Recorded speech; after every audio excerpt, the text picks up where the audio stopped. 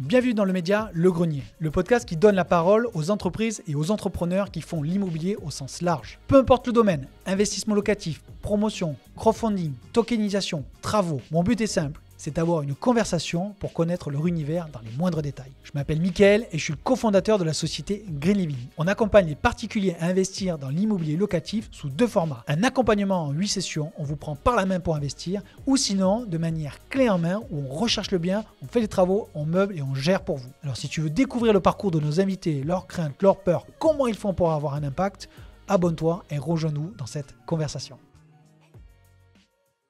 Bonjour à tous, bienvenue sur le podcast Le Grenier. Je suis en présence de Charlotte qui en fait, il y a plusieurs casquettes, hein, Charlotte, parce qu'en fait, tu es avec ton mari, hein, c'est ça, Laurent. Et en fait, Laurent et Charlotte sont dans le monde un petit peu, pas un petit peu, mais de l'accompagnement des personnes, alors un peu transversal, hein, puisque vous êtes coach, je crois, sur les finances personnelles, avec un focus immobilier, parce que sinon, vous ne seriez pas sur Le Grenier. En tout cas, ça aurait été un peu plus compliqué de vous inviter. En tout cas, vous animez un podcast qui s'appelle Money Mindset. Donc, c'est aussi pour ça aussi que je vous ai invité, parce qu'il y avait vraiment cette double casquette podcasteur et immobilier que je voulais creuser avec toi. Et du coup, je suis très content, parce qu'en plus, vous êtes...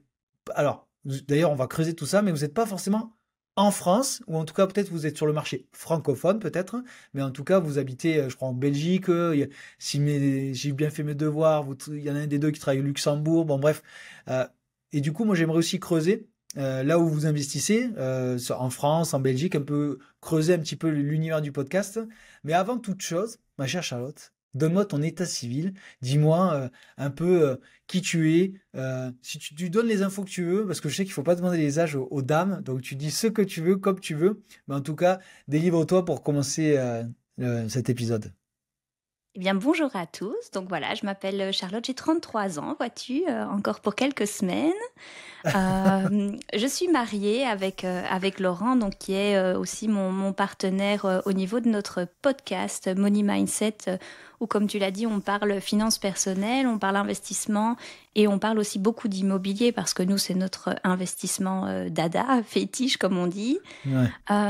Sinon, moi, je suis juriste en fait depuis 10 ans maintenant. Je suis spécialisée en droit de l'urbanisme et en droit immobilier en fait. Donc ça c'est mon job, on va dire au niveau salarié, mais qui m'a donné du coup une certaine expertise dans ces matières qui sont pas les plus simples à pratiquer. Et sinon, à côté de ça, en fait, nous, on est investisseurs principalement en immobilier. Enfin, globalement, si on regarde les chiffres, je pense qu'on est à 95% de notre patrimoine en immobilier, peut-être Alors, même plus. juste dis ce que c'est 95, parce que moi je vois ce que c'est.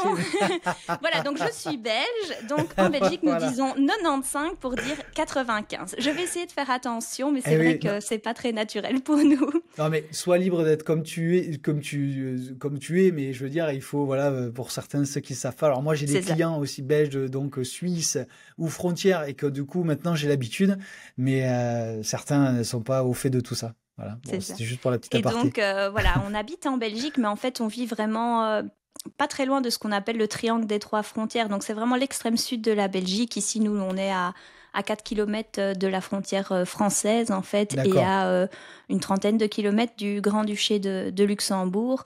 Donc, c'est vrai qu'on connaît assez bien... Enfin, même moi, quand j'ai grandi, j'ai vécu quelques années en France quand j'étais petite, mais juste ici, de l'autre côté de la frontière, c'est assez fréquent ici de vivre et de travailler sur plusieurs pays, en fait, puisque... voilà, c'est normal d'aller travailler au Luxembourg, d'être belge, par exemple, et de vivre en France. C'est très commun, en fait. Et Laurent, il fait quoi là, pour Et Laurent, compléter ? donc, lui, il est économiste de formation et lui, il est dans la finance au Luxembourg, du coup. D'accord, ok, d'accord. Voilà, mais tous les deux, actuellement, on a changé un peu notre façon de travailler, on va dire, et notre vision du monde du travail. Et aujourd'hui, nous sommes tous les deux à mi-temps, en fait. Et comme ça, on se consacre la moitié du temps donc à notre vie de salarié, en fait, et l'autre moitié du temps, on le consacre à nos projets immobiliers, au podcast et à notre projet entrepreneurial, donc qui est l'accompagnement.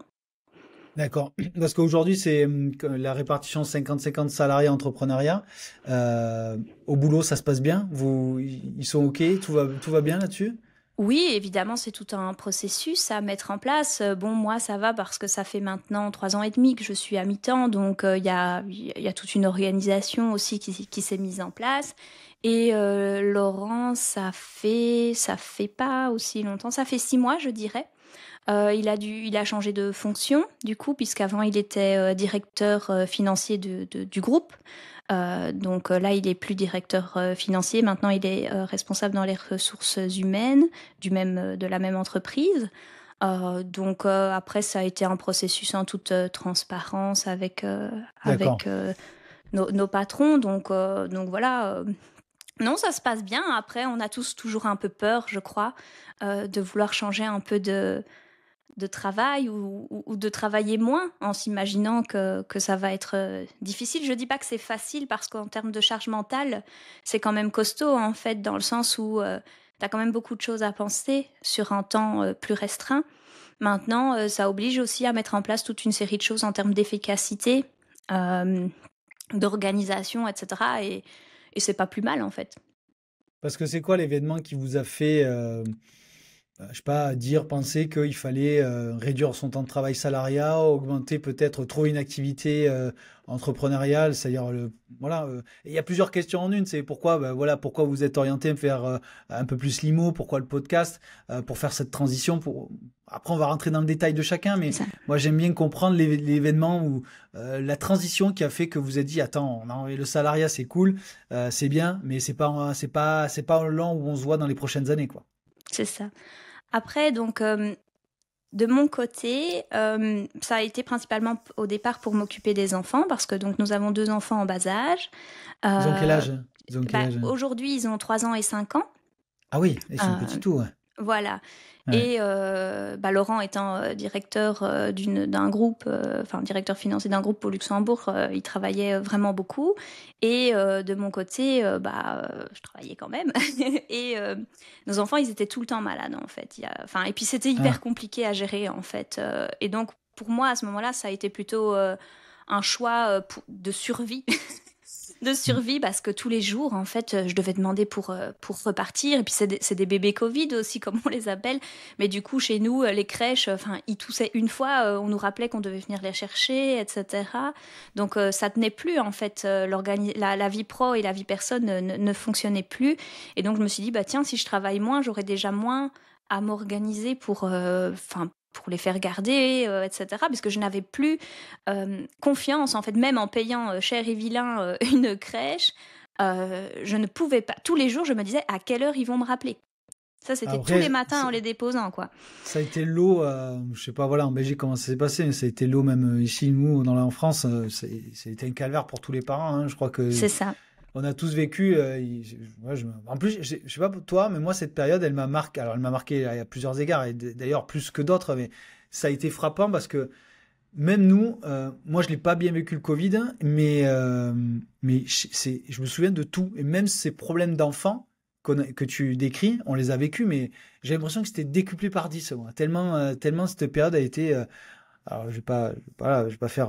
Il y en a qui a eu une situation beaucoup plus pire, mais je comprends tout à fait ce que tu dis. Et surtout, de prendre le choix de dire, ok, je réduis mon temps de travail. Ça a été une décision, j'imagine, de couple. Et ensuite, après, vous êtes venu peut-être à se dire, peut-être, il faut peut-être avoir d'autres sources de revenus. C'est ça. Après, nous, on a toujours aimé l'immobilier. Donc, moi, mes parents, ils étaient aussi investisseurs, mais voilà, à petite échelle, hein, mais ils ont quand même Ouais, eu 7 appartements. Et en fait, moi, j'ai toujours baigné là-dedans, en fait. d'accord. Mais plutôt dans le sens, pas l'investisseur qui délègue. En fait, moi, mes parents, ils faisaient tous les travaux eux-mêmes, etc. Donc, vraiment, dans la crasse, quoi.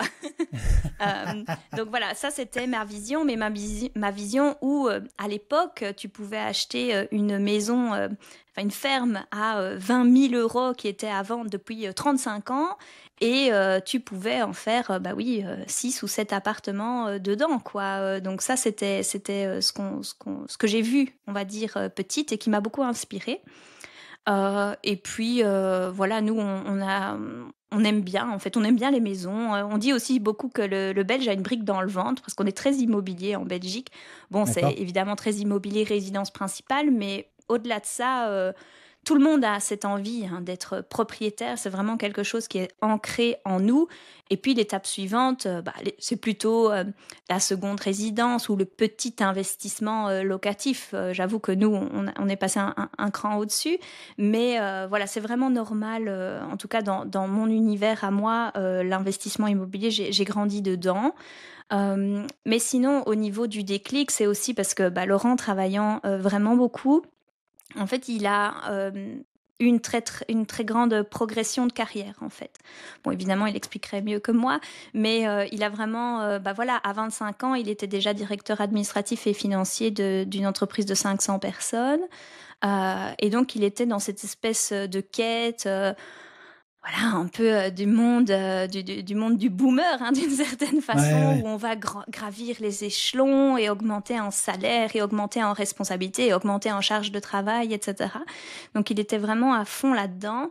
Moi, j'avoue que ça me parlait pas trop, mais bon, voilà, c'était sa vision. Bon, moi, je suivais et je portais les enfants derrière, on va dire.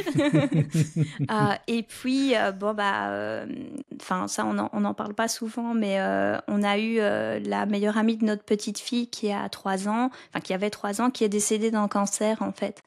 Ok. Ouais, et ça a été vraiment un énorme choc, en fait, pour nous. Hmm. Évidemment, pour toute la famille, pour l'école, pour tout le monde, parce qu'on a une petite communauté ici.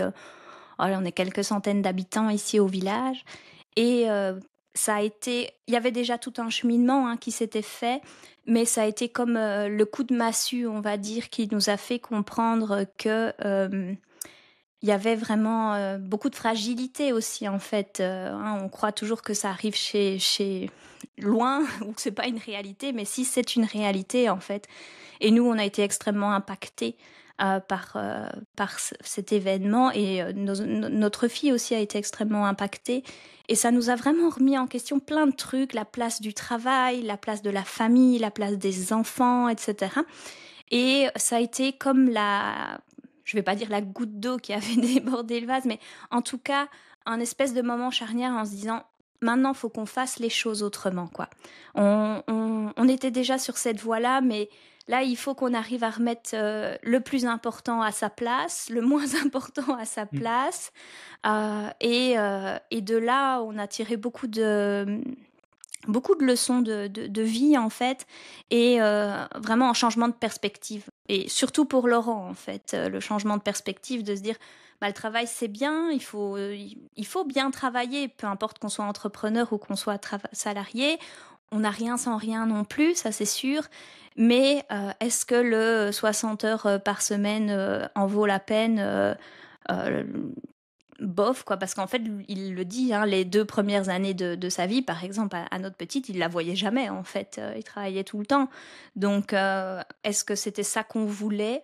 À ce moment-là, ben oui, et puis après, ben non, en fait.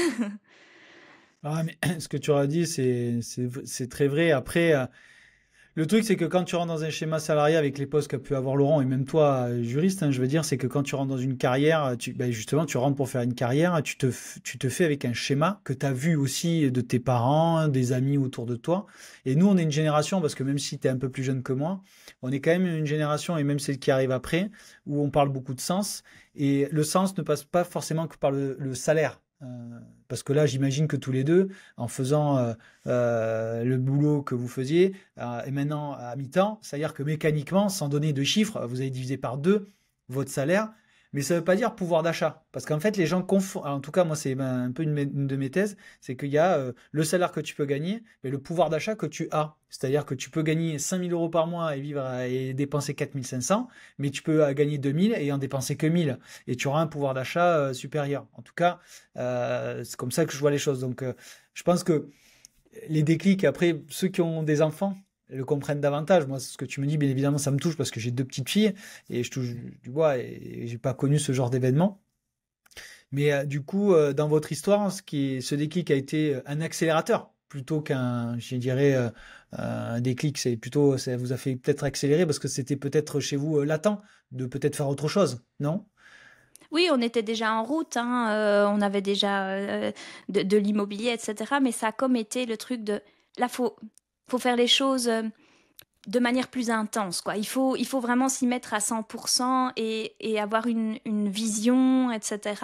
Et Laurent, c'était par rapport au travail, hein. C'est vraiment que là, je trouve qu'il y a eu une différence dans le sens où, enfin, ok, voilà, il travaillera moins, etc. Mais enfin, c'est pas grave, c'est pas pour autant qu'il a raté sa vie, quoi.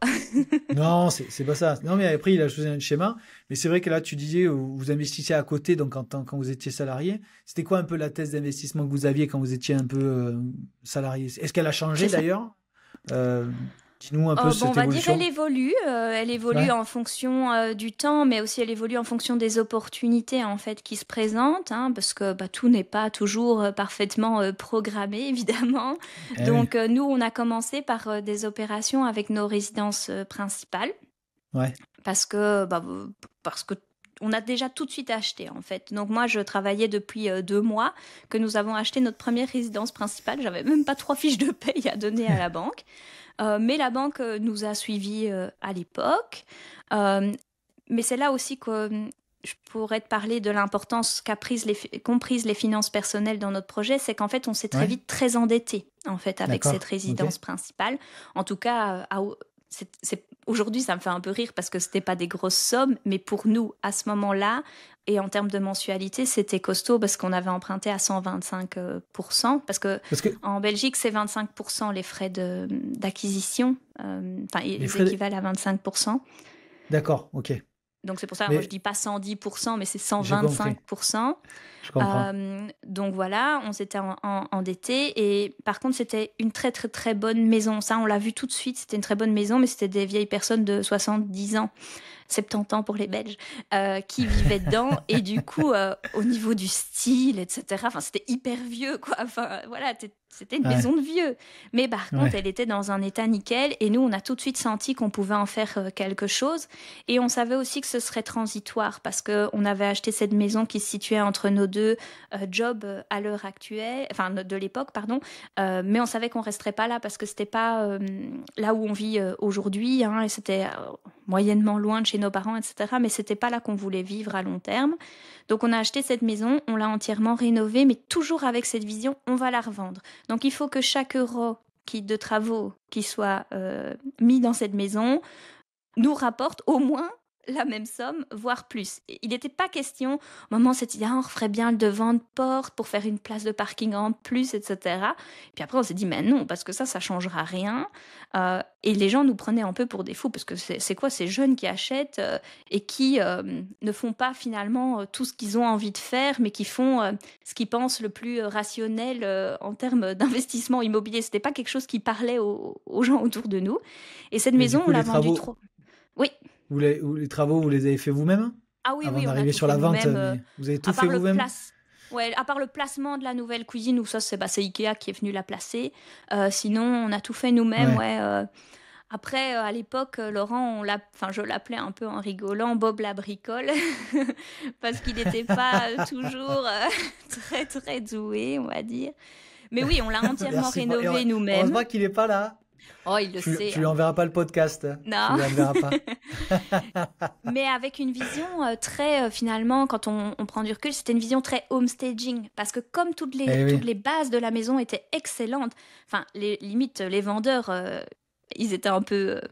c'était un peu bête, hein, ce qu'ils ont fait. Ils ont refait la toiture avant qu'on achète, ils ont refait une partie de la façade. Mais quand je dis avant qu'on achète, c'était dans les 3 mois précédant la vente, hein. Ils ont, Ah ouais. ah oui, oui, ils ont changé tous les châssis. Ils avaient remis un truc à la chaudière qui coûtait genre 4 000 €, etc. Ça, c'est les Belges, ça, non? C'est vraiment les Belges, hein, ce Ouais, et puis côté ces serviciel, gens, là. C'est pas en en fait, France, c'était ça. des gens, leur maison, c'était leur enfant, Ouais. c'était tout pour eux, cette maison. Et donc, pour eux aussi, c'était inconcevable de vendre une maison s'il y avait encore des petites finitions à faire, etc. Donc, ils ont voulu faire tout ça avant de vendre. Mais du coup, nous, on est arrivés, tout était vraiment nickel en termes de Ah structure. ouais. Et ils entretenaient extrêmement bien cette maison. Donc là, on a vraiment eu beaucoup de chance. Et nous, on est arrivé uniquement avec une espèce de touche euh, moderne. Ok, on a changé la Ouais. cuisine parce qu'elle était hyper moche. On a changé la salle de bain. On a refait une partie des sols parce que c'était de la petite pierre brune comme ça, pas très jolie. Mais globalement, c'était pas le reste, c'était pas des gros travaux. C'était des petites choses enfin beaucoup de petites choses hein, pour donner vraiment un coup de moderne, mais c'était pas très compliqué. Et cette maison, on l'a vendue 3 ans et demi après, et on a fait 100 000 € de plus-value dessus, quoi. Est-ce que c'est le même Euh, système qu'en France, la plus-value sur les résidences principales? Alors Il n'y a pas aujourd'hui, parce que de, là, c'est en train de... pas de taxation sur la plus-value en Belgique. D'accord, Au c'est comme en niveau des France résidences aujourd'hui. principales et au niveau de l'immobilier, enfin de l'investissement locatif, c'est pas pour vous rendre jaloux, mais nous, c'est 5 ans. Et après 5 ans, il n'y a plus de taxation. Et, Ah ouais. ouais, et entre 0 et 5 ans, c'est dégressif en fait. Et on peut déduire tous les travaux, etc. Et puis il y a un système dégressif. Donc, ouais. Donc ça, c'est mieux. Ah ouais, c'est génial. Ah ouais, parce qu'en France, alors après, je pense que tu dois suivre la fiscalité aujourd'hui en France, elle est détricotée aujourd'hui. Et le jour où on enregistre, ben, à partir de la semaine prochaine, du 21 au 28 octobre, ça va être la guerre au gouvernement. Parce qu'il y a même à l'heure où on parle, sur la taxation des plus-values des résidences principales, ils sont en train de voir si entre 0 et 5 ans, les résidences principales peuvent pas être taxées sur les plus-values des résidences secondaires. Oui. Voilà. Bon, bref. Donc là, je sais pas ce que ça va donner. Là, c'est que des suppositions, c'est que des amendements qui ont été posés. Il faut que ce soit voté et accepté. Mais il y a pas mal de bouleversements en France en ce moment, ces dernières semaines. Ça fait beaucoup de débats sur les réseaux d'ailleurs. Mais je suis assez impressionné. Donc ça veut dire qu'en gros, à partir de 5 ans, punaise, ah ouais, c'est le rêve ça pour tout investisseur Et immobilier. encore, nous, on trouve que 5 ans, c'est long, tu vois. Oh, et nous, c'est 30 ans, hein, ma chère Charlotte. Hein. On a C'est... un immeuble là qu'on envisage de vendre et donc on est à 3 ans. Alors j'étais là, oh, est-ce qu'on attend pas, etc. J'étais là, oh, c'est vachement long en fait. Eh ouais, ouais. Ah oui, oui, d'accord. Mais du coup, vous avez fait résidence principale. Ouais. Mais juste avant qu'on continue un peu sur ta thèse, le marché belge, il est comment, hein, pour que moi je le comprenne, un focus par rapport à la France, parce C'est qu'il y a ça. quand même, je vois est-ce qu'il y a des disparités Il y ou a pas? d'énormes disparités, même que notre territoire évidemment est beaucoup plus petit. Et moi je vais Eh principalement oui, parler du territoire francophone hein, parce que d'accord. il faut dire qu'en Belgique, il y a quand même une fracture hein, entre les francophones et les néerlandophones. Et surtout, bah, pour les francophones, par exemple, qui ne parlent pas néerlandais, bah, en fait, on ne comprend pas toujours ce qui se passe de l'autre côté de la frontière linguistique. Et nous qui vivons à l'extrême sud de la Belgique, voilà, c'est presque un autre pays d'une certaine façon. Enfin, c'est Oh, pas ce que je pense. Hein, pour moi, la Belgique, oui, c'est une unité, mais dans le sens je veux dire que je connais pas du tout le marché flamand. Par contre, en Belgique, bah, évidemment, comme dans tous les pays, il y a la capitale, hein, il y a Bruxelles qui est très tendue, c'est cher, etc. Les gens ont du mal en fait à acheter sur Bruxelles capitale, même si bah, évidemment il y a plein de quartiers différents, etc. Mais ça reste c'est le plus cher, hein, Bruxelles capitale. Et puis nous, dans la partie donc en région wallonne, hein, où on parle français, il y a de grandes disparités parce qu'on a par exemple la région de Charleroi-Mons, c'est les anciens corons, etc. Bah là, l'immobilier, il est enfin hyper bon marché. Il y a des choses chères comme partout, hein, mais voilà quoi, hein, t'achètes une maison pour 70 000 € quoi, hein, et des petites maisons évidemment. Et puis tu as ce qu'on appelle nous le Brabant wallon, donc qui est considéré comme la périphérie de Bruxelles capitale, donc c'est comme l'Île-de-France quoi. Et là ok. enfin, c'est très cher aussi en fait. Nous, dans notre région, donc qui est la province de Luxembourg, hein, qui est la plus grande province de Belgique, mais la moins peuplée, c'est vraiment la campagne.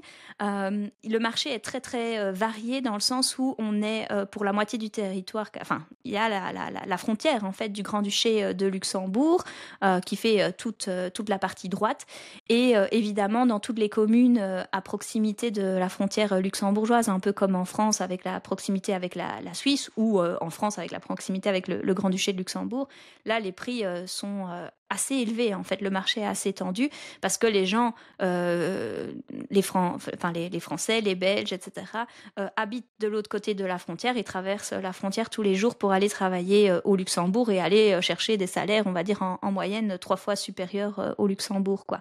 Quand Mais tu du dis que c'est coup, cher, c'est quoi le rapport, le prix immobilier à peu près, en Belgique, pour donner des il y chiffres? a un truc qui est compliqué pour nous, c'est que nous, on Hein? parle jamais en mètres carrés. Ah C'est bon? un concept que personne n'utilise en fait. Que ce Ben, soit les agents c'est- immobiliers, dans les Ah ouais? travaux et tout ça, Vous parlez quoi? Vous parlez comment? on parle de somme totale. On parle pas en mètres carrés. Et c'est trop bizarre Ah pour ouais? nous. C'est vraiment un concept. Nous, on n'a jamais fait l'exercice et vraiment, il n'y a aucun agent, nulle part t'achètes en mètres carrés, quoi. C'est vraiment quelque chose de trop bizarre pour nous. Bah, tu vois, j'ai un On va... côté naïf parce que je croyais que c'était une unité Ah non, de mesure un peu, pas européenne, ouais, je vais oser dire européenne, voire mondiale, parce que je sais pas, tu vois, c'est bien qu'on tourne avec des gens quand même, parce que c'est fou non, ça. non, je te jure, c'est vraiment quelque chose, nous, limite, ça nous fait rire parce qu'on est là, mais 1 mètre carré, ça veut rien dire. Enfin, même quand on parle de mètre carré par Ils travaux, sont fous, ces Gaulois. mais non, mais ça dépend les matériaux que tu mets, ça dépend la disposition, ça Ah bah dépend. oui, on est Bah, d'accord. tu vois, Ouais, on Ah est toujours là oui. un peu, mais pourquoi est-ce qu'ils nous parlent en mètre carré? Mais c'est pour ça qu'il y en a, parce que je sais pas si je te l'ai dit, mais nous on a une boîte de travaux, donc du coup c'est pour ça qu'on dit travaux basiques, rafraîchissement, réno lourde, tu vois, donc Mhm. et la variable effectivement, la qualité des matériaux que tu mets. On est C'est ça. complètement d'accord. Mais je sais pas, ouais, tu vois, ça me paraît tellement naturel de parler en mètre carré que Non, ouais. vraiment, c'est quelque chose, mais qui n'existe pas, enfin, en tout cas, dans mon monde de l'investissement. On parle pas, on n'utilise pas du tout ça, mais on va dire, enfin, j'aurais dû reprendre les chiffres, mais je regardais hier le baromètre de l'immobilier, enfin, les notaires chaque année sortent un Ouais. baromètre de l'immobilier, et pour te dire, je dis vraiment de mémoire, donc il faudra peut-être aller vérifier les chiffres, mais une maison, c'était sur Bruxelles, on était sur 450 000 euros, qu'une maison ici en province de Luxembourg, 470 000 euros, en province de Luxembourg, c'est 270 000, mais c'est pas, ça reflète pas pour moi du tout la réalité, parce que si on se situe même dans un rayon de 50 km l'un de l'autre, on va prendre par exemple une ville qui est tout près de chez nous qui s'appelle Arlon et qui est la première ville après Luxembourg en fait en Belgique. Là, une maison, ça va être 500 000 quoi. Et tandis que tu vas être 50 km ou 40 km plus à l'ouest, on sera à 250 000. Donc voilà, il y a vraiment, nous, cette proximité du Luxembourg change beaucoup les choses et a un gros impact, même nous, dans nos propres choix d'investissement, où on ne peut pas se permettre à l'heure actuelle d'aller investir trop proche de la frontière du Grand-Duché parce que c'est tout simplement trop cher, quoi. Et juste pour revenir un peu sur vos invests, mais c'est et le locatif, c'est-à-dire en France, du coup, il y a des prix au mètre carré pour les loyers. Tu vois, par exemple, nous, sur Montpellier-Nîmes, on est entre 15 et 11 euros du mètre carré du loyer. Du coup, c'est quoi le raisonnement sur les loyers? Pareil, vous réfléchissez pas en mètre carré, vous réfléchissez Non, en... on ne parle jamais en mètre carré. Donc, Je en reviens dessus gros, parce que c'est un truc c'est de fou. vraiment, on voit. Mais par exemple, moi, tu vois, j'ai 2 appartements qui font 100 mètres carrés chacun. Ouais, Mais en fait, il y en a un des deux, enfin, il est mal foutu, entre guillemets, tu vois, 100 mètres carrés, ça paraît grand, mais en fait, il est sur 3 étages, le dernier étage, c'est en mezzanine. Nous, on n'a pas, c'est comment la loi que vous appliquez justement pour mesurer Carrez, la loi Carrez, Carrez, voilà, nous, on n'a dans la pas ça, ça ne copro. s'applique pas en Belgique. Nous, on met les mètres Et- carrés planchers. Mais du Ah coup, même ouais, si... Ah oui, du coup, d'après la loi Carrez, il fait pas 100 mètres carrés, mon appartement, mais ouais, vous sur plan, raisonnez il en fait 100 surface mètres carrés. ouais, vous raisonnez en surface habitable. Oui, mais on détermine pas le loyer en fonction de ça. En fait, les agences ou nous, propriétaires, c'est beaucoup, beaucoup plus basique comme raisonnement. Enfin, on regarde le lieu, l'état du bien, la demande locative, et il y a un prix qui est déterminé en fonction de ça. Et voilà, et parfois, Il peut être grand, il peut être petit, etc. C'est vraiment... moi, mes deux apparts, ils sont au même prix, ils ont le même loyer, alors que la disposition n'est pas la même, etc. Donc, c'est vraiment une analyse in concreto, quoi, et pas sur base de mètres carrés. Et ça peut surprendre, hein, ça peut surprendre quand on est habitué à penser autrement, mais à la fois, nous, ça nous paraît aussi très surprenant de tout calculer en mètres carrés. Et oui, oui, non, mais tu vois, il y a deux mondes qui s'affrontent, mais tu vois, j'avais jamais vu ce spectre-là. Et tu vois, là, en même temps que tu parles, je suis en train de me dire que, en fait, l'unité de mesure en France, c'est le mètre carré, parce que même je pense que tu dois le savoir, mais en tout cas, les baux, tu vois, les honoraires des agences locatives dans ma zone, c'est 13 euros du mètre carré pour calculer les honoraires. Tu vois ce que je veux dire? Donc, l'unité de mesure est basée quand même beaucoup sur ça. Et nous, c'est un mois de loyer.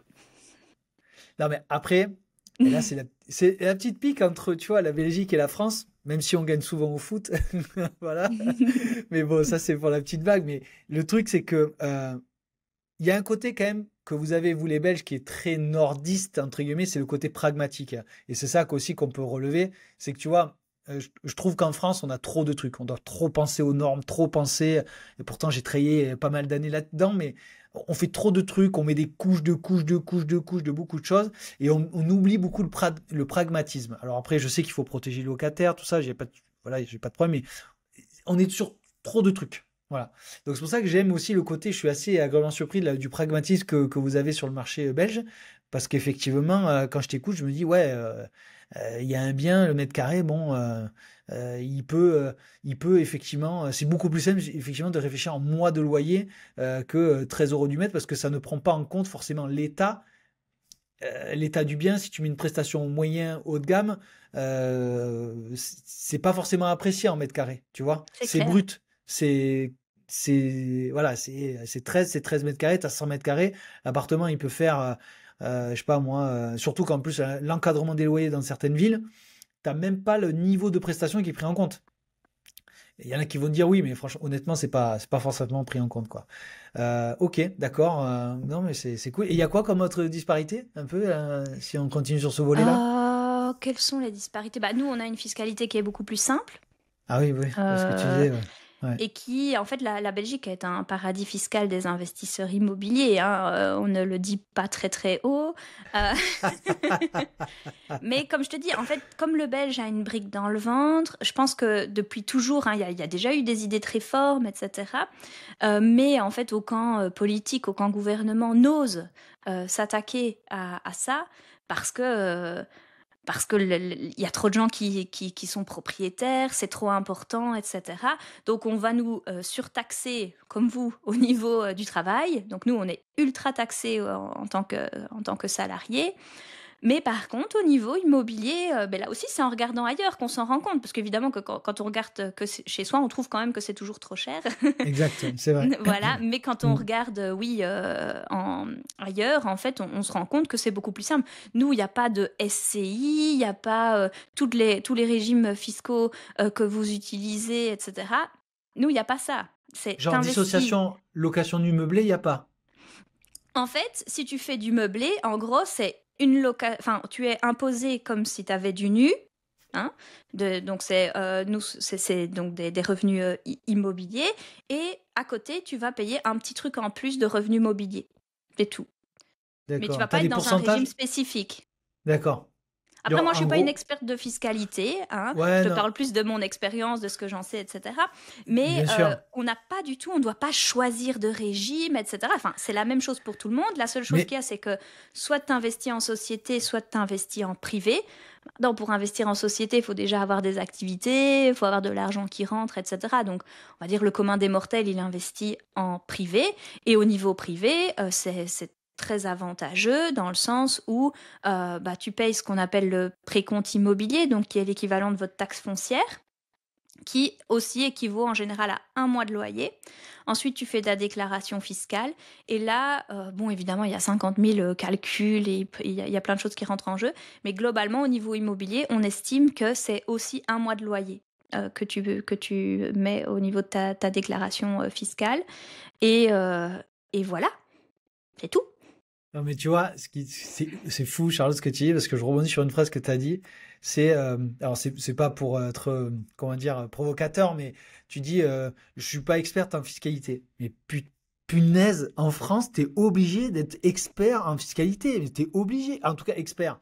Je veux dire, t'as des experts qui peuvent t'expliquer. C'est Après, ça. t'as une appétence aux chiffres, donc du coup, tu vas chercher l'info. Mais nous, je crois que bah, si je le résume, parce que les puristes ils vont me reprendre, mais tu as quatre grands régimes. En location nue, tu en as deux, en meublé, tu en as deux. Après, tu en as plein d'autres autour, mais euh, c'est pas que tu en as plein d'autres, mais après, tu as le monde des sociétés. Donc, tu as les personnes physiques, les personnes morales. Dans les personnes morales, tu as un régime. Dans les personnes physiques, tu as un autre régime.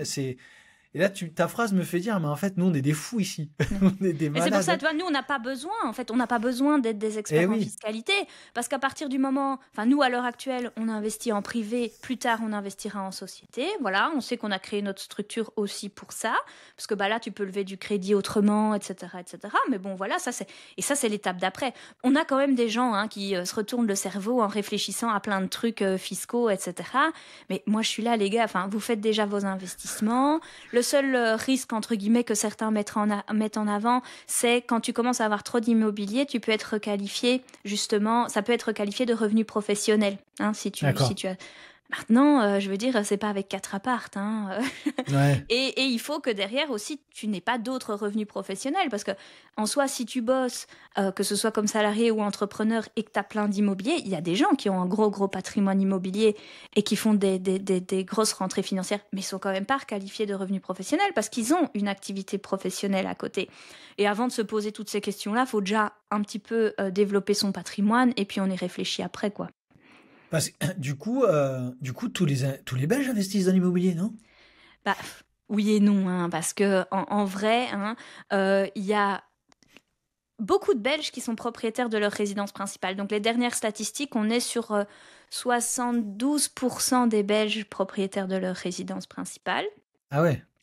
Donc c'est une dizaine de pourcents en plus qu'en France, je pense. J'allais dire Euh, 55-60 la France, ouais, ok. voilà, donc ça c'est vraiment quelque chose de répandu.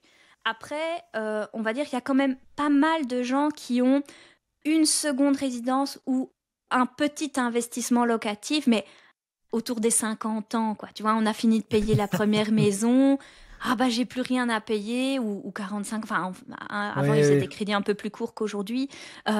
Bah, on va en acheter une deuxième ou on va acheter un appart à la mer. On va acheter donc nous les chambres étudiantes, on appelle ça des cotes. On va acheter un cote dans une ville universitaire et comme ça nos enfants ils logeront dans le cote et puis après on le mettra en location, quoi. Des petits trucs comme ça. On peut pas non plus dire, même que je le comprends aujourd'hui, mais je le comprenais pas avant, tu vois, mais que la fiscalité est intéressante, que on a quand ah même ouais. pas mal de facilité à ce niveau-là. On peut pas dire que c'est pour autant que tous les Belges sont multi-investisseurs, parce que bah c'est comme partout, c'est une question d'état d'esprit aussi, de se Ouais. rendre compte que c'est possible, que même quand on a une maison, en fait, on peut faire un autre projet à côté, etc. Puis bah voilà, les gens, comme toujours, ils ont envie aussi de vivre leur vie, de partir en vacances et tout ça. Et tout le monde n'a pas envie de se mettre un ou des projets immobiliers sur le dos, quoi. Bah, mais ce qui est fou, c'est qu'en fait, en France, les gens, quand ils te disent j'investis pas dans l'immobilier, c'est qu'il y a une barrière à l'entrée. Alors, elle est faible, hein, mais une barrière mentale et psychologique pour se lancer. Les gens, ils te disent j'ai des freins parce que je trouve pas le bon bien. La fiscalité, j'en ai peur. C'est l'un des premiers freins, tu vois.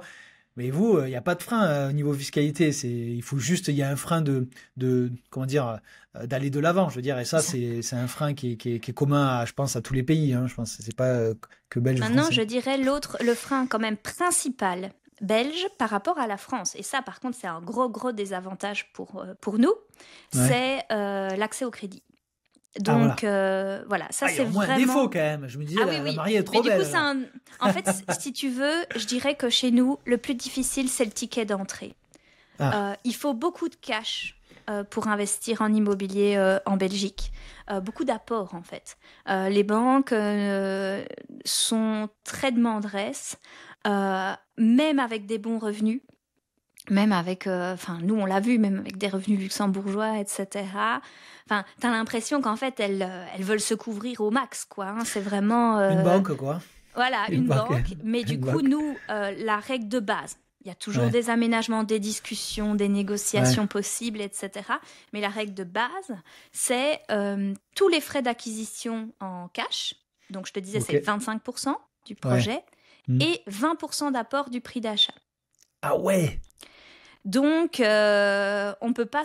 Moi, quand enfin, je suis toujours, mais j'hallucine et à la fois, j'ai envie et je comprends pas très bien quand je vois ces multi-investisseurs français qui savent faire 4 projets sur une année, ah etc., ouais. avec les banques qu'elles suivent et tout, et qui disent ah, pas d'apport, machin et tout. Moi, je suis là, ok, bah nous, en projet, pour te dire, un projet à 138 000, tu mets 50 sur la table, quoi. Ah oui, oui, eh oui. Et donc, enfin, c'est quand même un peu compliqué d'en fait faire 4 sur l'année, quoi. Ah, je te confirme. Mais la France, alors maintenant, ça c'est, je pense que tu as dû suivre l'actualité, mais ça Ouais, s'est quand même durci. Ça s'est quand même durci. Le sans apport est toujours possible, mais la tendance est inversée. Moi, je fais partie de la fin de la génération où les sans apport, moi, j'ai mes premiers invests c'était sans apport. Et l'un des derniers que j'ai fait, ou en tout cas il y a 4 ans, j'ai mis 5 000 c'est ça. pour lever, je sais pas, 5 000, nous, c'est genre, c'est pour lever blague, quoi, 200. tu vois. Ah ben, pour lever 200 000. Donc, tu vois, c'est pas. Donc, il y a quand même un avantage. C'est ça. Match Belgique-France. Mais une fois que tu as commencé à faire des investissements immobiliers, que Ouais, tu as ça peut créé de la réduire. valeur, que tu as créé de la plus-value, bah là, tu apportes autre chose à la banque. Tu Ouais. apportes des garanties, etc. Il y a des mécanismes qui existent, mais on va dire pour vraiment une personne lambda qui veut se lancer, enfin, si elle a 5 000, ça marchera pas, quoi. Tu vois, ça Ouais. marchera pas du tout. Enfin, il faut pas, c'est pour ça qu'il faut d'abord travailler, du coup, ses finances personnelles, mettre plus de sous de côté et puis après, passer à l'investissement. Et je dirais, voilà, une fois que tu es dedans, eh ben, tu peux plus, je pense, t'enrichir parce que bah, la fiscalité est plus intéressante, tu peux revendre plus facilement, etc. Mais tant que tu n'y es pas et que tu veux rentrer, bah voilà, c'est pas facile d'avoir suffisamment de cash pour Ouais. pouvoir entrer dans ce monde de l'investissement, quoi. Non, mais super. Enfin, franchement, c'est un épisode, j'apprends beaucoup, c'est énorme. Et on fait ça aussi pour ça, hein, parce que tu vois, c'est aussi pour apprendre et se nourrir. Mais du coup, si on fait un focus là sur votre. Alors, moi, je suis pas du style à demander les lots, le Oui. montant du patrimoine, voilà. Moi, tu dis ce que tu as envie de dire. Mhm. Mais juste, moi, ce que j'aime bien découvrir, c'est la thèse d'investissement. Ouais. C'est-à-dire que tout le monde se bagarre en disant, je fais. Alors, je te parle de la France, hein, puisque la Belgique, je maîtrise pas tout à fait tous les régimes, mais on fait de la location nue. Je fais du meublé, longue durée, courte durée, je fais des immeubles, je fais des colocs, du co-living, j'en sais rien. Bon, tout le monde s'affronte un petit peu, mais vous vous situez où par rapport à votre thèse d'investissement? Et est-ce qu'elle a évolué? Je sais pas. Voilà. Alors, évidemment, il y a eu de l'évolution. Je t'ai dit, on a commencé simplement avec une résidence principale, une Ouais. plus-value quand même intéressante, parce qu'on est ressorti avec pas mal de cash de cette 100 000, hein, t'as dit. opération. Ça, tu l'as dit le Oui, chiffre, c'est hein? ça. On a Ok. fait 100 000 euros de plus-value donc en 3 ans, non taxés. Donc ça, c'était bien. C'est cool. Surtout que, bah, du coup, on avait 26 ans, quoi. Donc on était Ouais. contents. Euh, Ensuite, on a acheté notre seconde résidence principale qu'on a entièrement rénovée. Bon, ça, c'était peut-être pas le plus malin, en tout cas en termes d'investissement à ce moment-là. Ouais. C'était un peu le cheminement classique du genre j'ai envie d'une plus belle maison, plus grande, plus proche du Luxembourg, plus, enfin, voilà, plus tout quoi, avec un plus grand terrain. Donc nous ici on a 21 arts de terrain. Et puis, je le dis parce que ça aura son importance par la suite. Voilà, ça c'est le cheminement classique. On a vécu notre petite vie, machin. Et puis on s'est rendu compte que c'était quand même pas. Enfin, on voulait avoir plus, quoi. On a commencé à rentrer vraiment dans cette vision. Et là, il y a eu une maison à vendre en fait ici au village. Et donc moi, comme je te disais, je suis spécialiste donc en urbanisme, droit de l'immobilier. Et je dis à Laurent, bah tiens, on irait bien la voir, elle est pas très chère, etc. Donc on va la visiter. Et en la visitant, tout de suite, je dis, mais en fait, cette maison, on peut la diviser hyper facilement. Et pour moi, enfin, une division, nous, par contre, les divisions, hein, enfin, sont soumises à permis d'urbanisme. Ouais. Et on voulait évidemment nous faire toutes les choses dans les règles. Bah, déjà parce que moi, je connais tout le monde à ce niveau-là, donc je peux pas trop me permettre non plus de faire n'importe quoi. Et puis, nous, notre thèse d'investissement, pour la préciser, c'est beaucoup de création de valeur. C'est là-dessus qu'on va vraiment faire les choses. On est plus dans la création de valeur que dans le cash flow. Déjà parce qu'à ce moment-là, on n'avait pas trop une vision hyper cash flow. Peut-être que là, je te dirais les choses autrement, parce que quand tu veux travailler moins, c'est quand même bien d'avoir plus de cash flow. Mais à ce moment-là, c'était vraiment une vision de création de valeur. Et de manière générale, on a une théorie, Laurent et moi, qui est de dire qu'il est important de jouer avec les cartes qu'on a en main. Donc certes, il y a plein de gens qui font plein de méthodes différentes et qui te vantent la meilleure méthode, que eux, c'est ça qui a marché pour eux, donc qui marchera pour toi. Nous, notre théorie, c'est qu'on a tous des cartes différentes. On a un jeu différent en fonction de nos compétences, de notre travail, de notre héritage, de nos proches, etc. Et que c'est en fonction de ces cartes qu'il faut jouer son jeu, et donc son jeu d'investissement. Nous, nos cartes à nous, c'est quoi? À l'époque, c'était aussi nos situations professionnelles. C'est mon papa qui est dans la construction, c'est mes compétences en urbanisme, et c'est le fait qu'on fasse nous-mêmes les travaux. Donc quand on a été visiter cette maison, on s'est dit, tiens, celle-là, elle est vraiment facilement divisable. Moi, j'ai fait toutes les procédures, parce que ça, c'est quand même compliqué, parce qu'on a vraiment tout divisé au niveau eau, électricité, chauffage, cadastre, etc. Tout est parfaitement divisé. Demain, je peux les vendre séparément, je n'ai pas besoin de les vendre à un investisseur, etc. Et on a rénové ces biens-là qui sont aujourd'hui donc mis en location. Et là, on a du cash flow, mais la vraie valeur, elle est dans la création de valeur qu'on a faite aujourd'hui sur ce bien. Plus à la revente. C'est ça. C'est vraiment là que ça sera intéressant. Et puis, on a continué donc notre cheminement toujours, mais avec cette idée, tiens, on a envie de continuer maintenant, mais on n'a plus de cash. Puisqu'on avait tout mis dans ce premier, ce projet d'immeuble. Mais quand je te dis notre cheminement, c'est qu'on n'était même pas 3 mois plus tard, on n'avait même pas encore mis en location les apparts, qu'on était là. Et donc, c'est quoi la suite, en fait? Et là, on réfléchissait à nos cartes. Et on se disait, mince, on n'a plus trop de cash. Par contre, on a toujours notre job, etc., etc. Et puis, on cherchait un terrain à bâtir, parce que donc, mon papa, il est donc dans la construction de ossature bois. Enfin, il travaille tout le bois, en fait, si tu veux. Et il était prêt à construire avec nous. Donc, mais il fallait un terrain. Sauf que les terrains, ça court pas les rues déjà. De deux, il y a beaucoup de prescriptions urbanistiques et donc beaucoup de contraintes. On n'aime pas trop les contraintes, de manière générale. Et ça coûte cher, en fait, un terrain ici. Après, c'est cher. J'en parlais l'autre jour avec des Alsaciens qui étaient morts de rire parce qu'ils trouvaient que c'était hyper bon marché. Mais on va dire, nous, sur un terrain, on cherchait un terrain de 8-9 arts, on va dire. On était à autour de 100 000 €, quoi. 8-9 arts, c'est quoi? 800-900 mètres carrés? Ouais, c'est ça. Vous parlez pas en art, vous parlez en mètres carrés. C'est vrai que vous parlez toujours en mètres carrés. Nous, on parle en art, tu vois. Et oui. Et du coup, voilà, ça voulait dire soit de refaire un crédit juste pour acheter le terrain, mais est-ce qu'on aurait eu le crédit pour construire derrière? Pas sûr. Ou payer tout le terrain et puis seulement après entamer la construction. Sauf que nous, on voulait que ça arrive là, maintenant, tout de suite. Et donc, en réfléchissant de nouveau à nos fameuses cartes, et on s'est dit, mais en fait, un terrain, on en a un. On a 21 arts à côté, à notre résidence principale, en fait, c'est un terrain avec notre maison, et le terrain qui la jouxte, il est vide, et c'est un terrain à bâtir. Donc, on a un terrain. Et donc, nous sommes devenus marchands de biens. Mais nous avons donc fait également une opération donc, de division, en fait, de notre terrain, et on a introduit une demande, etc. Parce que l'avantage aussi de notre terrain, c'est qu'il n'y a pas de PLU, etc., qui s'y appliquait. Donc, on avait, je ne vais pas dire carte blanche, loin de là, mais en tout cas, on n'avait pas de contraintes vraiment strictes sur ce terrain. Parce que ça aussi, quand je regardais les autres terrains, j'étais, ah oui, mais ça, c'est pas sûr qu'on pourra faire comme ça va être compliqué, etc., etc. Et donc, on a réalisé, là, maintenant, on a construit 2 maisons, en fait, à ossature bois.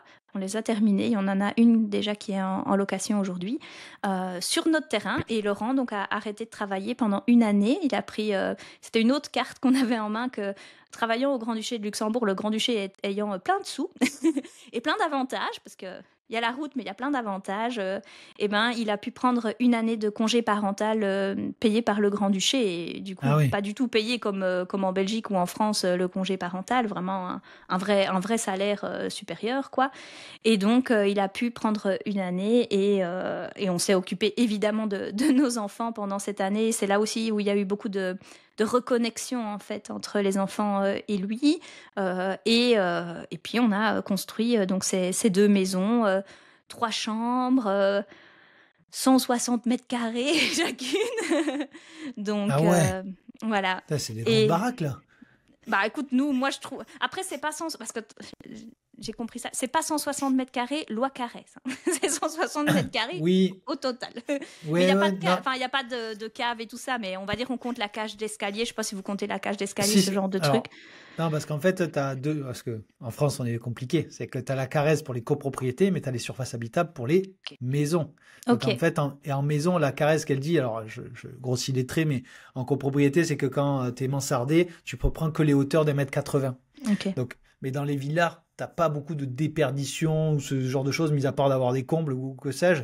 Donc, le 160 mètres carrés se rapproche des Carrez en villa, quoi. C'est Grandement, en ça. tout cas. Après, ça dépend en France que tu comptes dans la surface habitable, les garages, certains dégagements. Bon, bref, il y en a qui sont C'est levés, ça. mais bon, ça c'est anecdotique, quoi. Donc 160 mètres carrés, effectivement, même habitable, c'est quand même une belle maison, quand même. C'est ça. Et donc, c'est vraiment sur plan. Enfin, tu sais, quand tu implantes sur le terrain, ça paraît petit une fois que c'est implanté, je trouve. Je sais pas si tu as déjà eu ce cas-là, mais une Ben, fois que c'est construit, en fait, on ça se dit, bah dépend non, c'est comment. vachement bien, quoi. Ça dépend comment tu les as fait. C'est 160 mètres carrés de plein pied. Bah oui, Non, c'est sinon sur ça fait 2 étages. 80-80. Voilà.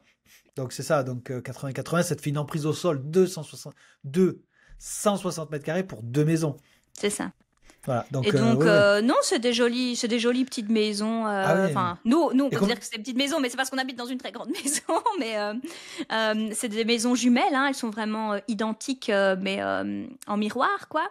Et voilà, et là, on a tout fait nous-mêmes, l'ossature. Donc, c'est même pas une maison, c'est pas des maisons en kit, hein, parce que parfois on me dit, oui, mais tu les as achetées où? Puis j'étais, ah ben, je les ai pas achetées, je les ai construites.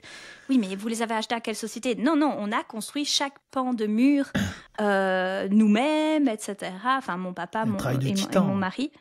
Et on a fait la toiture, on a posé les châssis, mais tout est en bois en fait. Parce Ah que, ouais. parce que voilà, on travaille le bois. Par contre, on a refait une structure autour, on a remaçonné une façade en maçonnerie. Parce Oui. que ça, par contre, au niveau urbanistique, on voulait pas faire de façade bois. Parce que ça passe pas très bien, c'est pas très bien accepté, il y en a pas dans le quartier, etc.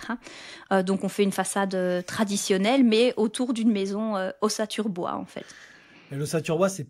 Alors, ça dépend les zones en France, mais c'est pas très répandu. T'as des zones, effectivement, c'est plus propice. Mais bon, moi, j'ai bossé pendant pas mal d'années dans un bureau d'études environnementales et le bois est le mode constructif qui a la meilleure inertie en termes thermiques. Et c'est même bizarre que... Alors, je pense que c'est plutôt culturel. D'ailleurs, je n'ai pas la réponse. D'ailleurs, s'il y en a qui écoutent le podcast ou la vidéo YouTube, qui peuvent me faire le retour. Mais ça, je sais pas pourquoi c'est pas très répandu. J'ai envie de dire peut-être pour des coûts de construction, je sais pas, peut-être parce que j'ai l'impression qu'en Belgique c'est un peu moins cher qu'en France, La mais je construction sais coûte pas. plus cher en Belgique, hein. Tout, D'accord. tout coûte plus cher. Globalement, en fait, tu pars du principe que tout coûte plus cher en Belgique. Par contre, en général, on a, enfin, ça dépend, hein, mais on a quand même des revenus un petit peu supérieurs. Ouais. Mais tout coûte plus cher. Moi, quand j'entends les coûts des travaux en France, je suis là.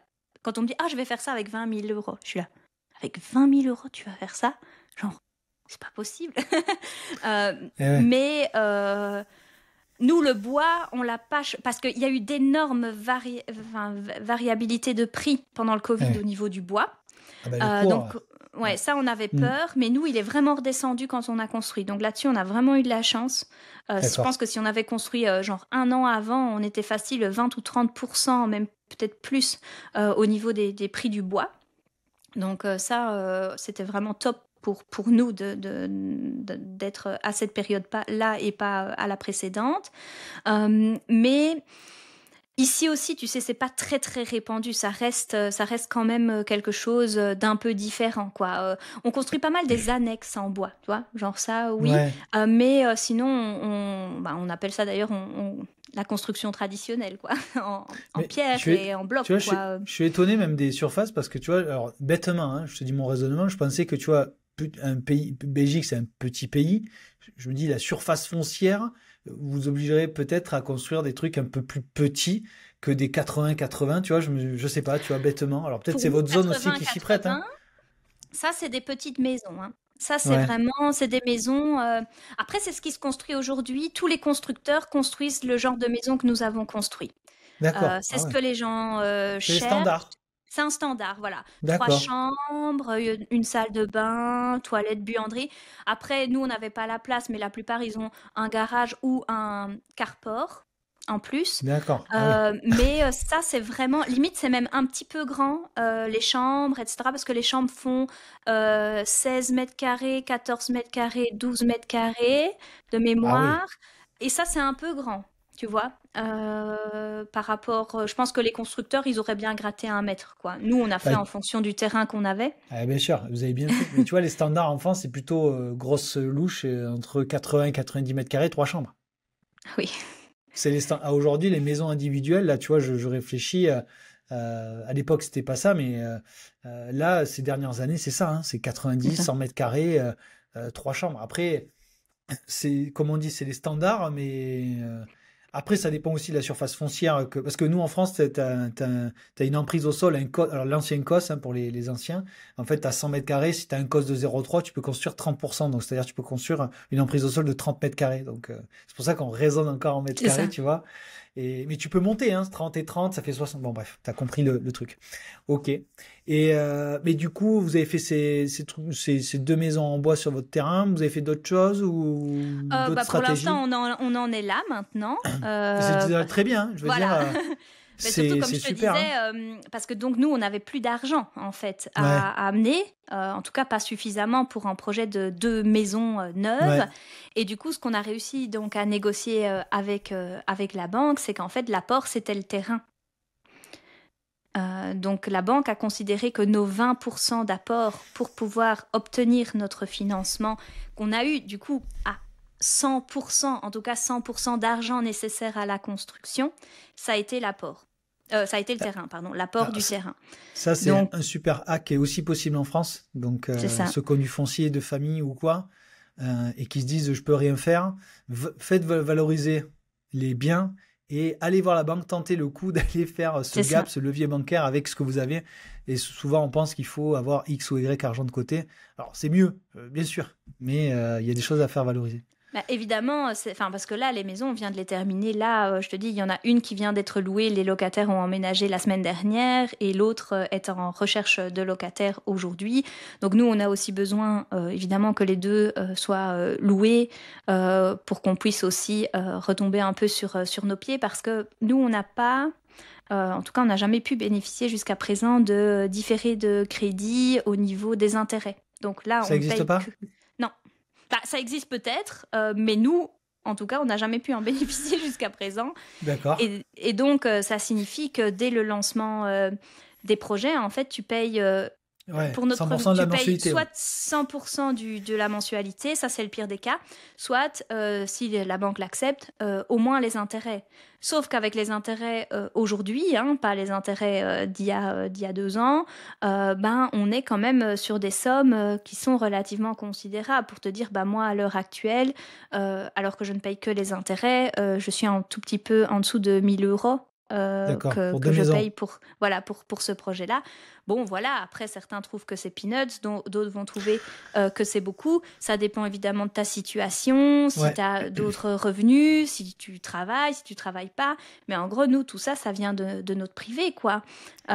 Donc, et puis, bah, il y a plein de choses aussi que dans le cadre du financement, on te dit en financement à 100%, mais ça, c'est un petit peu de la blague aussi, parce que c'est en financement à 100%, mais pas les frais d'architecte, pas tous les frais de raccordement, par exemple, au réseau, électricité, etc. Mais ça veut dire aussi qu'ils ne payent pas l'ouverture de la route, ce genre de trucs. Ça peut d'accord. vite monter. Pas les aménagements extérieurs. Donc tout ce qui est jardin, devant de porte, etc., ils ne financent pas, la banque.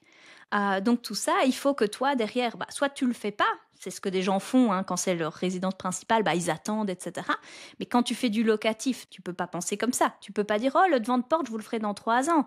Il faut que tout soit réalisé, que ce soit propre, que ce soit joli, etc. Nous, on a refait refaire donc un peu le terrassement de l'arrière des maisons, on a fait replanter de la pelouse, on fait clôturer, on fait un petit mur de soutènement, etc. Tout ça, il faut aussi derrière, il faut amener du cash, quoi. D'accord. Et gonfler le devis travaux? Non, faites pas. Le problème, c'est que la banque, en fait, paye les factures. Donc, D'accord. nous, elle ne délivre pas une enveloppe, en gros. C'est à chaque Ouais. facture, tu envoies ta facture à la banque. Et la banque, la nôtre, en tout cas, fait bien son travail. Elle check chaque ligne. Ça, j'accepte, ça, j'accepte, ça, j'accepte pas, quoi. Voilà. Donc, voilà. Après, on peut demander aux mecs qui mettent travaux de terrassement au lieu de mettre travaux de jardinage. Mais voilà, ça... C'est contrôlé, quoi. Oui, c'est quand même contrôlé. Et je dirais que c'est un peu pour revenir à ce que je te disais, notre plus grosse difficulté. Moi, je dirais le plus difficile, en tout cas, moi, c'est comme ça que je le ressens. Peut-être que Laurent te dirait que je me trompe. Mais c'est d'avoir du cash. Du cash, du cash, du cash. Parce qu'en fait, tu as besoin, même avec un financement à 100%, tu as besoin d'argent, en fait, pour payer toute une série de choses, en plus de cette mensualité de crédit. Après, de nouveau, plus je pense tu évolues en termes d'expertise, de patrimoine, que tu peux aller négocier des choses avec la banque, tu t'y connais, etc.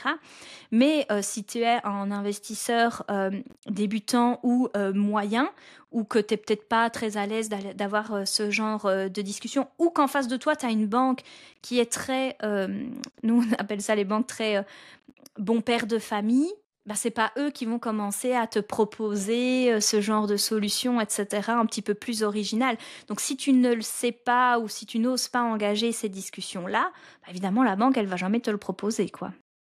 Et du coup, c'est pour ça que vous avez, je sais pas, fait ces projets, en tout cas, fait plusieurs opérations, et que vous avez monté un petit peu cet accompagnement, parce que vous avez fait l'accompagnement, vous avez fait un podcast. C'est ça. Alors, raconte-nous un peu la transition, comment c'est un peu mûri dans votre tête pour effectuer ce type de prestation.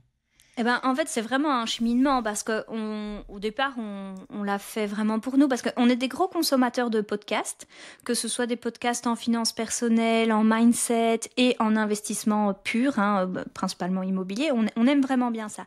Par contre, on ne trouvait pas tout à fait le format qui répondait à 100% à ce qu'on aime bien, tu vois. Ouais, Et puis, à un moment, on se dit, écoute, on va le créer, nous, ce format. En fait, on va faire les podcasts qui nous plaisent et tout. ouais, Mais sans... Enfin, en tout cas, de mon côté, parce que voilà, je suis toujours un peu comme ça, sans des ambitions non plus ouais.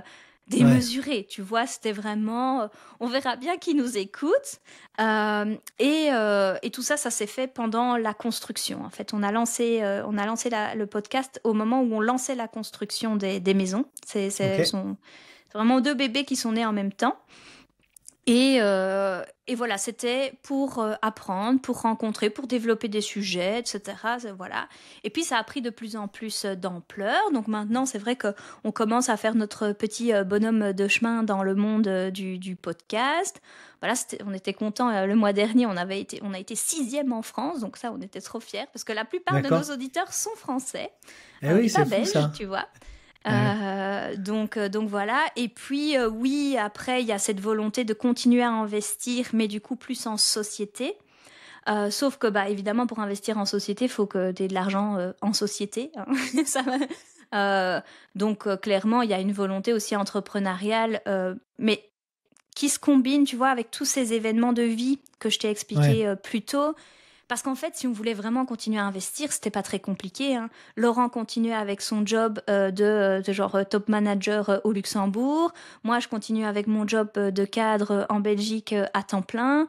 Là, on peut aller lever du crédit encore et encore et encore en tant que salarié, je pense, avec les loyers qui arrivent en plus. Et à chaque fois, on est toujours à peu près... Nos loyers sont toujours équivalents au double de notre mensualité. D'accord. Donc voilà, c'est quand même intéressant. Et puis quand tu commences à créer de la valeur, si tu fais expertiser, bah voilà, les experts ils constatent les trucs. Donc on aurait pu continuer sur ce chemin-là.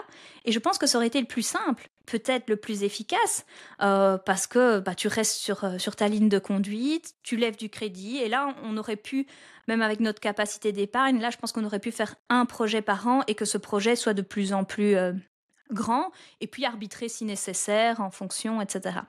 Donc, mais comme derrière, il y avait plein de questionnements, plein de remises en question, plein de changements de perspective, on s'est dit, bah oui, certes, c'est le plus efficace, peut-être, on saura lever plein de crédits comme ça, mais est-ce que c'est vraiment ce qu'on a envie de faire? Bof.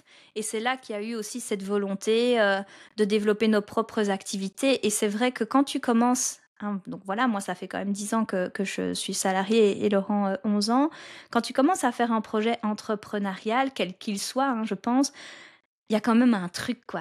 Enfin, tu le fais pour toi, c'est hyper stimulant. Moi, je sors totalement de ma zone de confort. Tu sais, même apprendre à animer en podcast, à faire du marketing. Là, je travaille sur notre page de vente, mais genre il y a 6 mois, je savais même pas c'était quoi, moi, une page de vente, tu vois. Et ça, je trouve que c'est... bah, certains vont le trouver peut-être simplement en changeant hein, de travail, tu vois. Ouais. Mais moi, là, je le vis avec notre projet podcast et notre projet entrepreneurial. Et je trouve mais que ça te donne des ailes, quoi, tu vois. Mm. Et puis, tu as plein d'opportunités qui se mettent. Regarde, ben, on est en train de discuter ensemble aujourd'hui grâce à ça. Et Exact. voilà, on a vraiment trouvé, au-delà d'une vision d'investissement, etc., un vrai projet de couple et un vrai projet stimulant à titre personnel dans tout ce qu'on fait aujourd'hui. Et bah oui, on lance. En fait, on a vraiment compris cette importance de bien gérer son argent pour pouvoir bien investir. Nous, c'est là-dessus en fait qu'on a cette vision un petit peu plus large que d'autres personnes. Parce que comme il faut beaucoup de cash, bah, il faut à côté Ouais. bien gérer son argent, mais aussi on a toute une philosophie de vie, on est minimaliste, on part en échange de maison, Ah. enfin tu vois, on est un peu bobo quoi, tu vois. Mais il faut l'assumer parce Mais que faut l'assumer. Et voilà, je pense on est il pour faut le la dire. simplicité et donc c'est aussi quelque chose en fait qui transparaît dans notre podcast, on va dire. Et mais c'est tout ça aussi qui nous a permis en fait de réaliser tous les investissements qu'on a fait et qu'on va faire. Hein. C'est une vie un peu plus simple en fait. Et donc voilà, et notre projet actuellement, donc on a grâce au podcast de nombreuses personnes en fait qui d'elles-mêmes nous ont contactés en disant mais moi je me retrouve hyper fort en fait dans votre vision, que ce soit la vision de simplicité, mais aussi la vision de projet d'investissement en couple ou de valorisation immobilière, de jouer avec les cartes qu'on a en main, etc. Donc on a plein de personnes qui nous contactaient en mode mais vous pouvez me donner un coup de main, vous pouvez me donner un coup de main, du coup bah c'est là qu'on a développé donc notre coaching, on va dire, financier et immobilier. Parce que financier dans le sens vraiment mindset, on a des gens qui ont des blocages dans leur relation à l'argent, notamment hein, des entrepreneurs, etc., qui n'arrivent pas trop à facturer à leur juste valeur, etc. Mais du coup, bah, évidemment, derrière, ils ne savent pas investir, tu vois, parce que bah, s'ils ne gagnent Ouais. pas suffisamment, ils ne peuvent pas investir, La alors marge, qu'ils aimeraient la bien. marge, la Voilà. marge est importante. Ouais. Et puis on a vraiment, ça s'est mis comme ça. Et puis on a aussi des gens bah, voilà, qui ont vraiment des projets immobiliers. Mm. Principalement en Belgique, parce que bah, évidemment que ce soit mes connaissances ou celles de Laurent, bah, on connaît principalement le marché belge. On a le focus, il n'y a pas énormément de gens qui sont acteurs sur ce marché et surtout qui ont quand même voilà, moi j'ai un côté juriste aussi, tu vois, il faut que les Ouais. choses elles soient carrées, elles soient légales, elles soient bien faites, enfin voilà. Et donc nous on a cette vision de cette vision-là qui transparaît.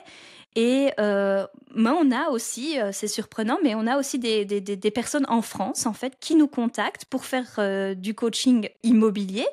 Alors j'étais un peu surprise parce que je me dis bah je ne sais pas si je serais vraiment capable de vous accompagner puisque bah, voilà on est spécialiste Belgique, mais en fait on se rend compte aussi que la plupart des gens n'ont pas tellement besoin, en tout cas certains d'entre eux n'ont pas tellement besoin de conseils de fiscalité, Ouais, d'urbanisme, etc. Ce qu'ils ont, c'est des espèces de blocages, ils n'arrivent pas à avancer dans exact. leurs projets, ils ont besoin qu'on leur donne un petit coup de boost, qu'on les Ouais. écoute. Et ça, en fait, c'est international, il y a pas besoin d'être du même pays pour le faire, quoi. Non, mais je suis complètement aligné avec toi et ce que moi je dis souvent là, je te chambrais sur le côté bobo, mais moi j'ai une expression que j'aime bien dire, c'est les bobos paysans, c'est-à-dire que tu peux, comment dire, avoir un certain confort, mais aussi être simple. Je veux dire, c'est pas, c'est pour moi en fait, j'aime pas moi après bon, je suis pas parfait, mais j'aime pas faire culpabiliser les gens, tu vois. C'est pour ça que moi sur le podcast, je demande pas le patrimoine, je demande pas les millions. Alors on en discute, hein. Si les gens veulent le dire, avec grand plaisir, bien évidemment. Les gens aiment les chiffres. Mais le truc, c'est que ce qu'il faut montrer surtout, c'est le chemin. Vous, vous êtes arrivé par voilà le monde salariat. Vous êtes mis à mi-temps. Donc oh, faut avoir les, comme on dit chez moi dans le sud, faut avoir les coronesses pour mettre. Non, mais faut se dire, je me mets à mi-temps. Je coupe ma vie en deux au niveau financier. Laurent, il a fait un an d'année, pas sabbatique, mais un an. Il a pris un an pour pouvoir construire ses maisons. Donc en fait, il y a un cheminement qui amène aussi à l'investissement et qui amène à l'entrepreneuriat et qu'il faut être OK avec ça. Vous avez des enfants depuis quelques temps, 3 et 5 ans, tu disais tout à l'heure.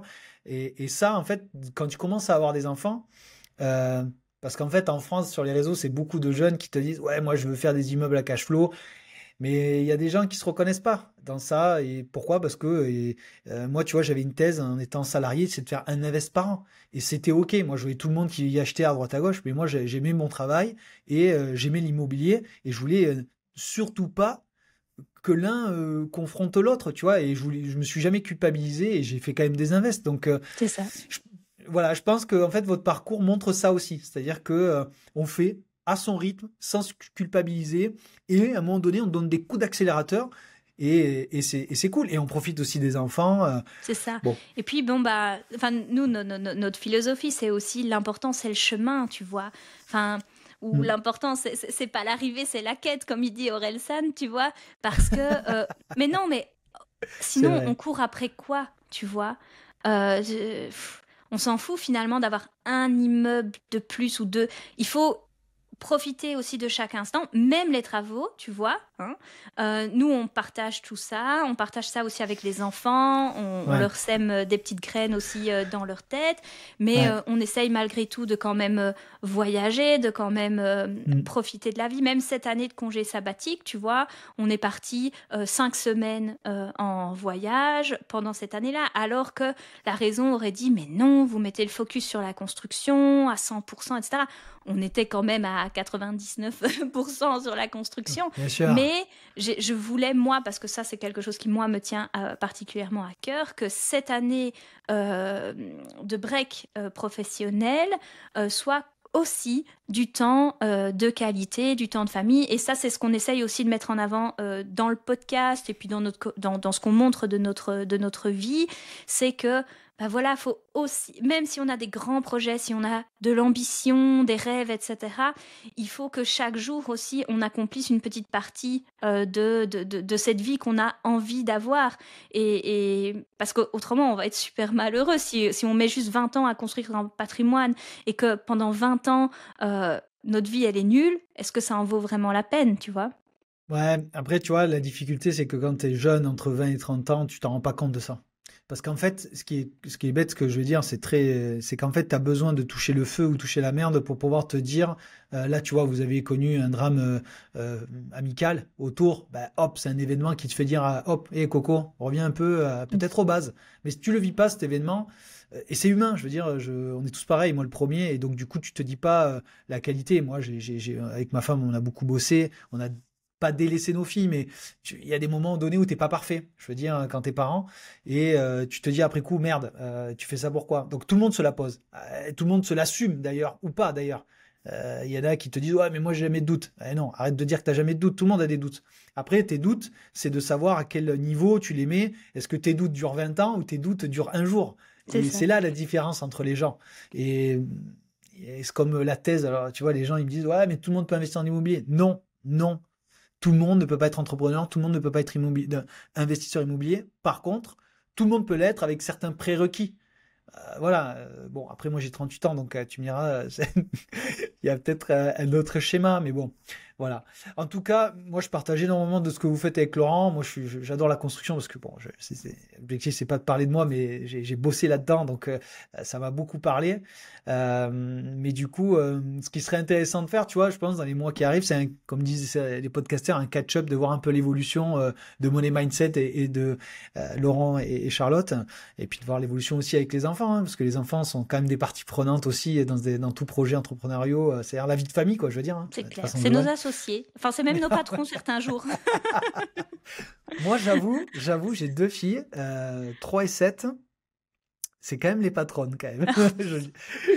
Mais franchement, de tous les projets, je l'ai encore mis, j'ai ouais. fait un post sur LinkedIn là-dessus aujourd'hui. Ouais. Enfin, de tous les projets qu'on a, pour moi, le plus dur et le plus prenant, mais à la fois aussi le plus épanouissant, hein, mais Ouais. c'est d'être parent. Le reste, c'est presque facile, en fait. Mais être parent, c'est pas facile. Donc voilà, nous, c'est aussi pour ça, parce qu'on se rend... C'est dur d'être parent, mais en fait, les choses sont plus simples quand tu as plus de temps. Mais pour avoir du temps, il faut quand même avoir un peu d'argent. Exactement, ouais. Donc voilà, il y a un peu tout qui tourne autour de ça, tu vois. On se rend compte qu'il nous faut du temps pour bien nous occuper d'eux. Mais c'est aussi pour ça qu'on les implique dans nos projets, on les implique dans nos rencontres quand on peut, etc. pour simplifier un peu aussi notre vie. Et je pense que déjà là, notre grande en tout cas, elle nous fait rire parce que elle fait semblant d'animer le podcast Money Mindset. On a les mêmes, hein. On a les mêmes. Voilà. Hein. On a les mêmes. Non, mais après, c'est magnifique. Après, il y en a qui le comprennent pas, mais je pense que, encore une fois, hein, quand t'as pas goûté à ça, mais ça, c'est assez personnel, je trouve. C'est ça. C'est assez personnel. Bon, écoute, Charlotte, de toute façon, on arrive au bout de l'épisode. Est-ce qu'il y a quelque chose que j'ai oublié d'évoquer, que tu veux évoquer, je sais pas, quelque chose à dire sur l'accompagnement que vous faites, sur le podcast, sur l'IMO? Est-ce que il y a quelque chose un sujet que j'ai oublié d'évoquer? Bon, écoute, je vais juste faire ma petite pub alors pour conclure. Donc voilà, nous, on propose un podcast, Money Mindset, chaque semaine, qui a dépassé les 100 000 écoutes aujourd'hui. Mensuel en plus? Non, quand même pas. Ça, c'est pour l'année prochaine. Non, je charrie, c'est très bien. Voilà, et sinon, on accompagne donc au niveau financier, au niveau immobilier via des coachings. Et pour la Belgique, on développe un programme d'accompagnement pour faire un investissement de A à Z, avec vraiment un focus aussi pour trouver l'investissement qui correspond à ses objectifs de vie, en fait. Pas celui des autres, mais à ses propres objectifs. Donc, boîte de clés en main, en gros, clairement? Ah non, pas du tout. Hein. C'est plutôt le contraire, en fait. C'est chaque personne développe son propre projet d'investissement, mais nous, on accompagne ces personnes pour qu'elles le réalisent. Mais c'est la personne qui va vraiment réaliser son projet. On est là en tant que coach et accompagnement. Ouais. Ok, d'accord. Ok, très bien. Non, mais parfait. De toute façon, on mettra tous les liens de tout ce que vous faites. En plus, vous avez un site Money Mindset, donc on mettra tous les liens, on mettra tout ce qu'il faut. Et même en off, là, s'il y a des trucs que tu souhaites mettre en plus, tu nous le dis, on les met. Nous, avec grand plaisir. En tout cas, moi, ma chère Charlotte, j'ai pris un grand plaisir à partager ce moment et de faire un match Belgique-France. Et là, on peut dire qu'il y a égalité parfaite. C'est ça, 0-0. Voilà, on va dire ça comme ça, parce qu'il y a des avantages et des inconvénients dans tout pays européen pour investir. Et moi, ça me faisait...